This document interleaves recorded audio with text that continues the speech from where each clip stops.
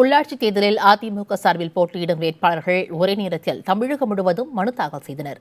சென்னை மாநகராட்சியில் 200 ward councillor பதவிகளுக்கும் அதிமுகவினர் மனு தாக்கல் செய்தனர். சென்னை மேயர் பதவிக்கான பந்தய பட்டியலில் இருக்கும் முன்னாள் எம்பி பாலகங்கா திருவிக நகர் மண்டல அலுவலகத்தில் வேட்புமனு தாக்கல் செய்தார். முன்னாள் எம்எல்ஏ ஜேசிடி பிரபாகர் அம்பத்தூர் மண்டல அலுவலகத்தில் வேட்புமனு தாக்கல் செய்தார். திருச்சியில் முன்னாள் மேயர் சாருபாலா தொண்டைமானும், சேலத்தில் மேயர் சவுண்டப்பனும் மனு தாக்கல் செய்தனர். மதுரையில் மேயர் பதவிக்கான பந்தய பட்டியலில் இருக்கும் கவுன்சிலர்கள் லட்சுமி ராஜகோபால், சண்முக பிரியா, சுகந்தி அசோக், சண்முகவள்ளி, கண்ணகி பாஸ்கரன் ஆகியோர் மனு தாக்கல் செய்தனர். மேலும் சேலம் மாநகராட்சியில் 56வது வார்டில் போட்டியிட மேயர் சவுண்டப்பன் வேட்புமனு தாக்கல் செய்தார். கொண்டலாம்பட்டி மண்டல அலுவலகத்தில் அவர் வேட்புமனுவை தாக்கல் செய்தார்.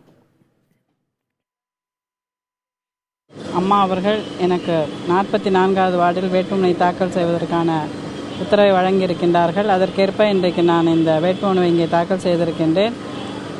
தேர்தலை சந்தித்து மிக சிறப்பாக இரட்டை இலை சின்னத்தில் நான் வெற்றி பெறுவேன் என்பதை மகிழ்ச்சியோடு தெரிவித்துக் கொள்கின்றேன். சேலம் மாநகரத்தில் 56வது கோட்டத்தில் அனைத்து இந்திய அண்ணா திராவிட முன்னேற்றக் கழக வேட்பாளராக மாண்புமிகு அம்மா அவர்கள் அறிவித்திருக்கிறார்கள். அவர்களுக்கு என்னுடைய நெஞ்சார்ந்த கோடான கோடி நன்றியை தெரிவித்துக் கொள்கிறேன். அனைத்து இந்திய அண்ணா திராவிட முன்னேற்றக் கழகம் பெரும்பாரியான 100%